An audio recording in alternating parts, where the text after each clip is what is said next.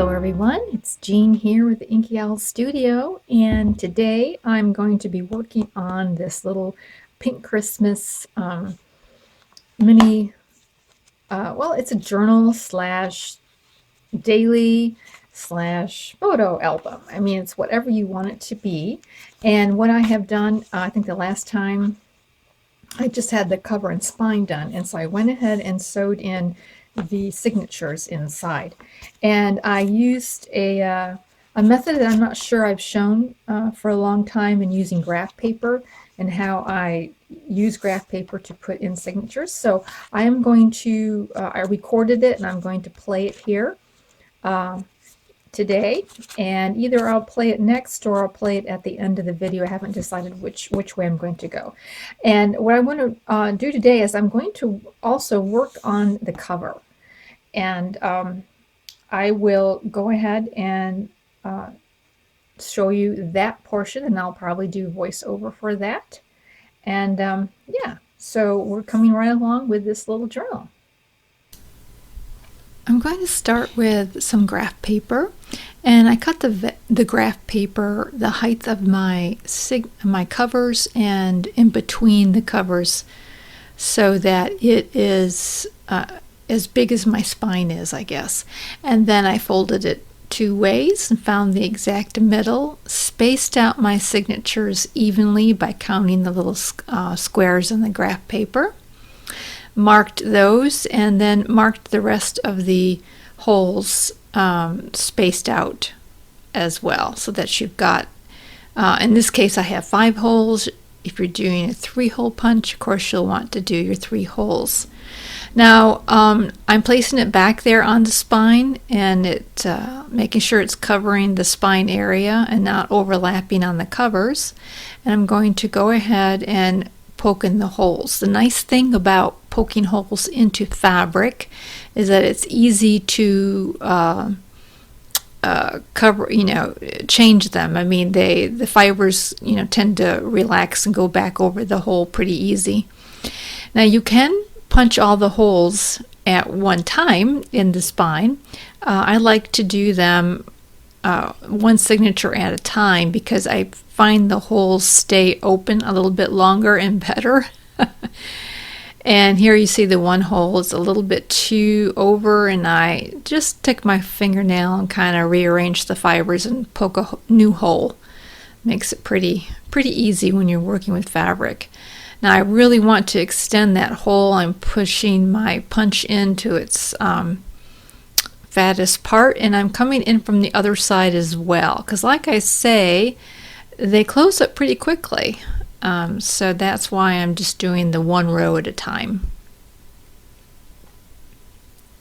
So I'm taking the graph paper, I'm taking my signature first of all, and making sure that it is facing in the right direction and matches the direction of my cover and everything.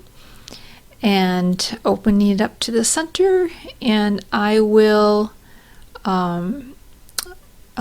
clip them together so they don't move.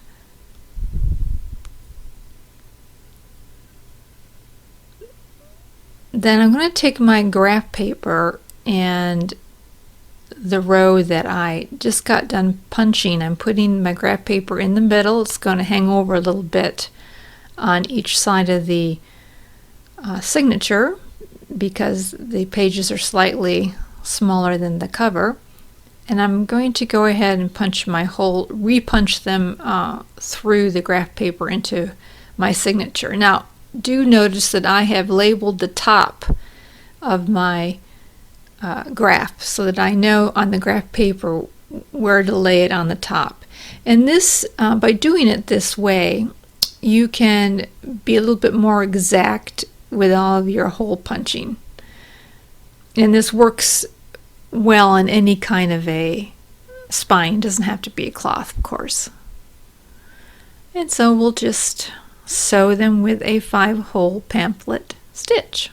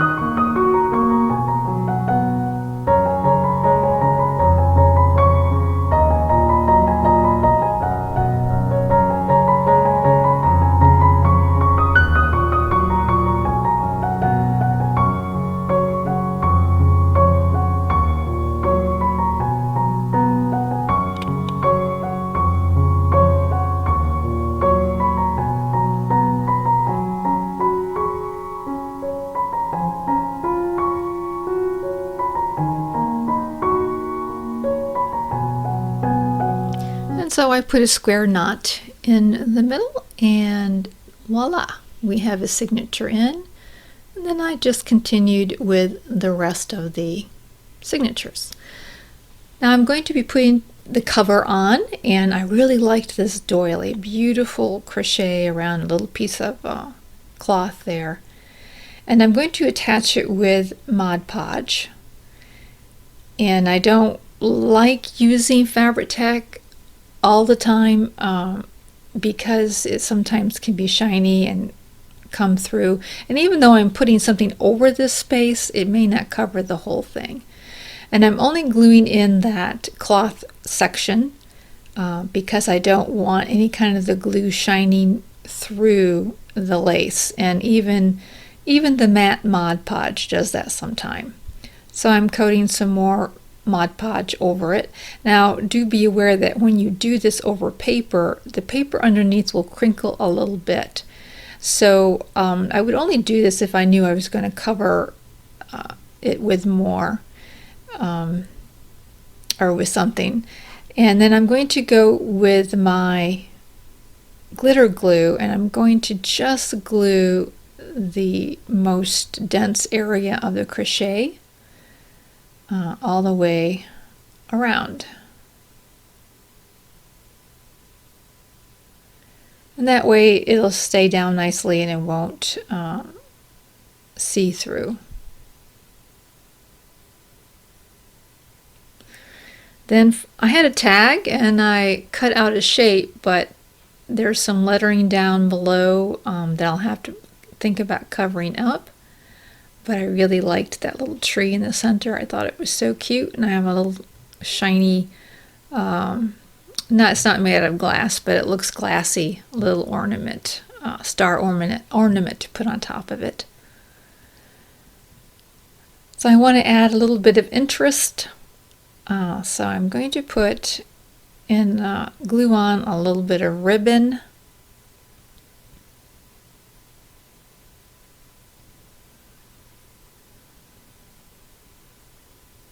Auditioning a few pieces here, but I went with the pink because I think it brought out the pink trim on the tree.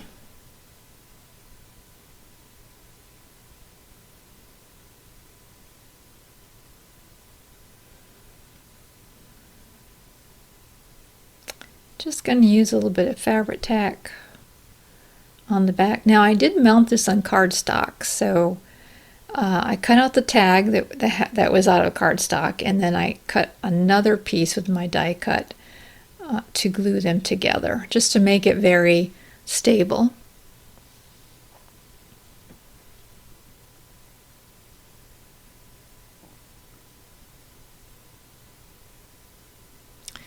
I'm gluing on the little star with Fabri-Tac, and it did leak out. And I'll show you in a minute what to do about that. You got to wait for the Fabri-Tac to dry about 10-15 minutes, not thoroughly. You don't want it to dry all the way, but you'll have to let it dry a little bit before you can take it out. And now I'm going to just audition some things to cover up that lettering down below. Got these little cutout poinsettias, and I'll be putting them down below that. So once it dries to where it's kind of tacky, like gum, I take a little pin and I just kind of work out the little bit of glue that has come over. So you don't want to mess with Fabri-Tac as soon as you put it down and try to wipe it off. So you let it dry, and like I said, it was about 15 minutes probably. You can tell because it's dry to the touch, but it's gummy still. And then you can just go around and you can take out that part that's spilt out. And then I decided to add more interest to the tag, or the little ornament here, and took some gilding wax and went around the edge.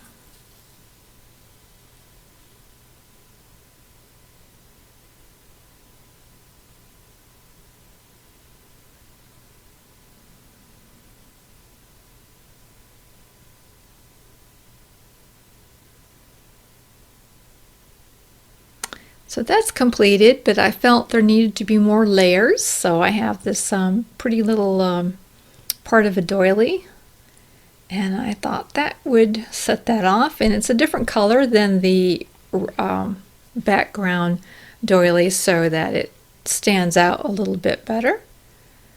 And using Fabri-Tac because I will be covering that up.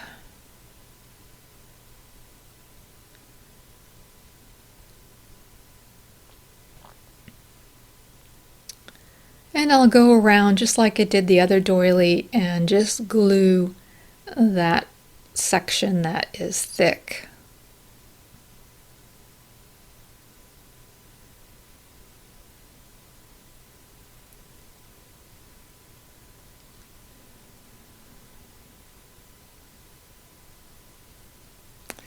I'm going to go ahead and use Fabri-Tac to put down that decoration, and make sure that I press it in well so that it has time to really soak up and soak down through the different layers of fabric.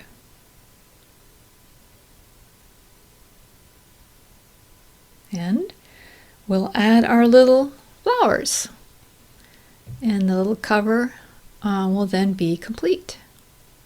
I'm going to glue them both at the same time just because I have two pieces and I want to see how they are going to look and arrange them together so I can get the angle that I want.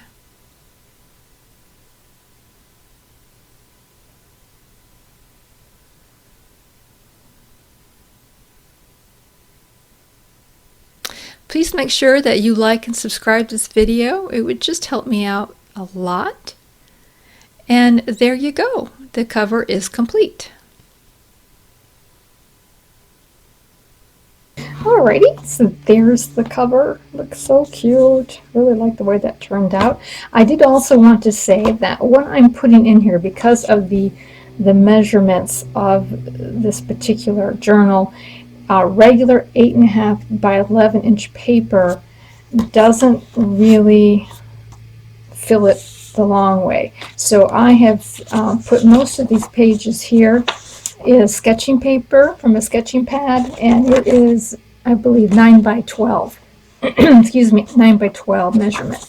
So that seems to fold out a little bit better. But I did print out, because I can only print 8.5 by 11 papers anyways. I did print some of them out, and some of them I put in as just pages, and then other ones I folded down the edge a little bit and then glued them and made pockets. You know, glued them to one of the other papers, a sketching paper, and I made pockets instead of just having a loose leaf. So that's what I did. I went through everything and did that. And then some of these pockets I have made a little booklet with some avocado dyed paper.